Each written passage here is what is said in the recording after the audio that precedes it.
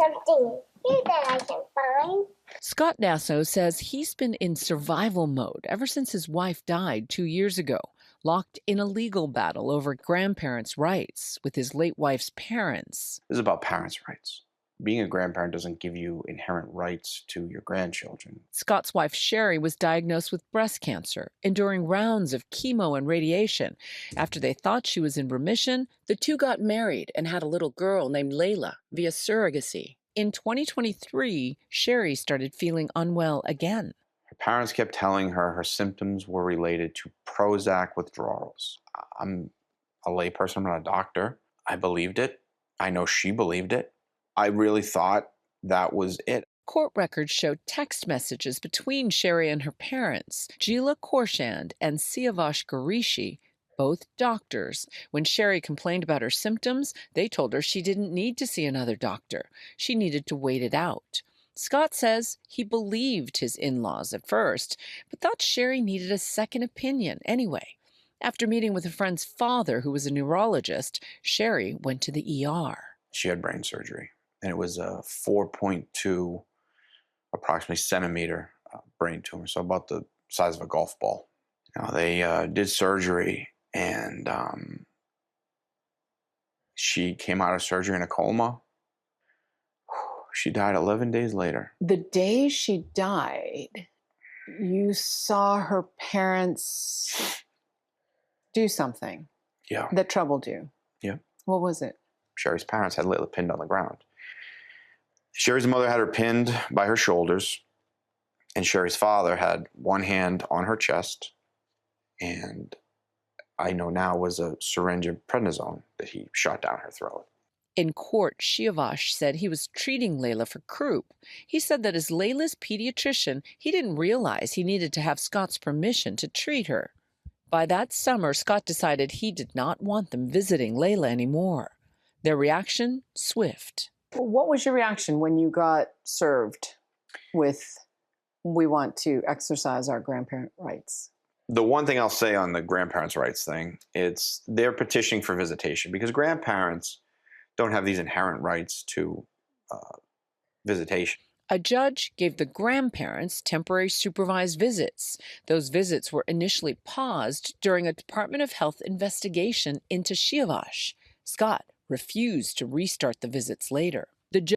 I'm not going to stop it too much, but this is a very complicated situation.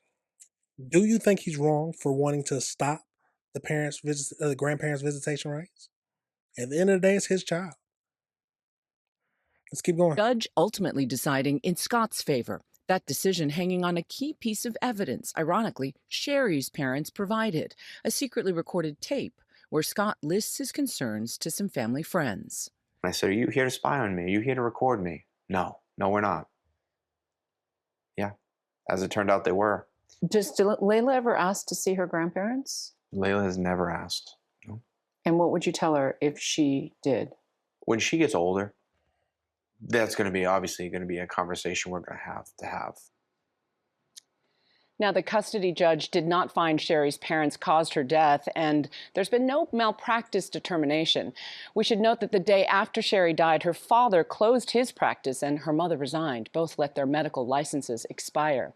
ABC News has reached out to Sherry's parents, and they are not commenting. We'll have much more on my interview tonight on Nightline, and you can catch Scott's story on People Magazine's website Thursday. Fascinating. Now, this is a very interesting story. Grandparents, of course, they don't have immediate visitation rights, but they wanted to fight to get them anyway. He obviously is her parent, her father, and has the right to control who gets to see her or not. This is a wild story, y'all. Let's go over into the AI breakdown just to see what else we can find out about this whole thing. So as we know, Scott, he won a high-profile legal battle in Rhode Island where the judge denied his late wife's parents' petition for visitation rights to see their 4-year-old granddaughter. So the case sparked national attention and intense debate on the state level of grandparents' visitation laws. So the legal battle began following a 2024 death of his wife from breast cancer. Shortly after her passing, Scott cut off contact with her parents. The grandparents, who were both retired medical doctors, filed a petition under Rhode Island law to force visitation. They argued that Leela was their only living connection to their deceased daughter. Scott fiercely opposed the visitation, alleging that his in-laws engaged in medical misconduct and interference that contributed to his wife's death, negatively impacting their daughter's well-being. Department of Health documents later revealed that grandparents had written over 125 unauthorized prescriptions for the family. Whoa. So that is why they was talking about the Prozac thing? Was that because they were prescribing those unauthorized prescriptions to the daughter? So the financial strain, the grueling legal battle lasted for months and cost a single father over $500,000 in legal fees, forcing him into what he called survival mode. On April 23rd, the judge dismissed the case, ruling in the favor of the father. The judge stated that Rhode Island statute placed the burden of proof solely and wholly on the grandparents to prove by clear and convincing evidence that a parent's decision is unreasonable. The grandparents failed to meet that standard. Though the judge upheld the fundamental 14th Amendment parental rights, the ruling was complex. The judge criticized Scott for putting his own hostilities ahead of his daughter's interests and previously fined him to contempt when he unilaterally stopped court-ordered temporary visits. Following his victory, Scott filed an appeal to demand that his in-laws pay his massive legal bills. His attorney indicated that the case holds constitutional significance and has the potential to reach the U.S. Supreme Court.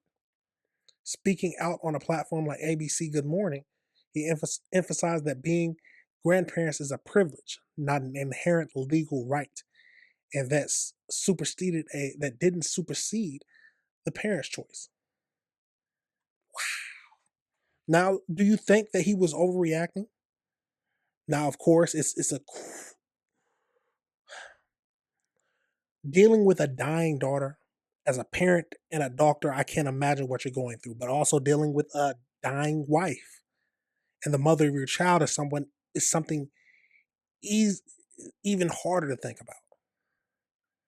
Now, I'm assuming they didn't act in not good faith of her, of course. They wanted to do what's best for their daughter. But at the end of the day, did they make the wrong choices?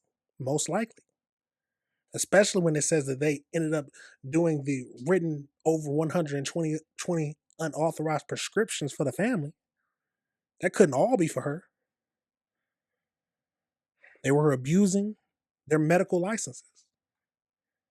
But should that be the reason for you withholding your daughter from her grandparents? Now, I don't know if he was lying about it or not, but he did mention they asked him if the daughter ever asked for her grandparents. And he said no, she's never asked for them. Now, is he lying? Because thinking about just kids growing up, if a grandparent is in the kid's life a lot, they eventually start asking about their grandparents. So I don't know if he's lying about that or if she really never asks about them. If she doesn't, she's not even being affected by this at all.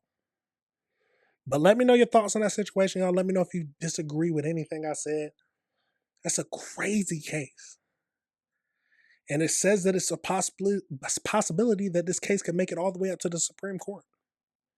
We'll have to see what we find out or see what we learn and how far this case makes it.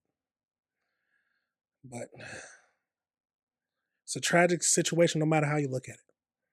A daughter and a wife and mother ended up dying.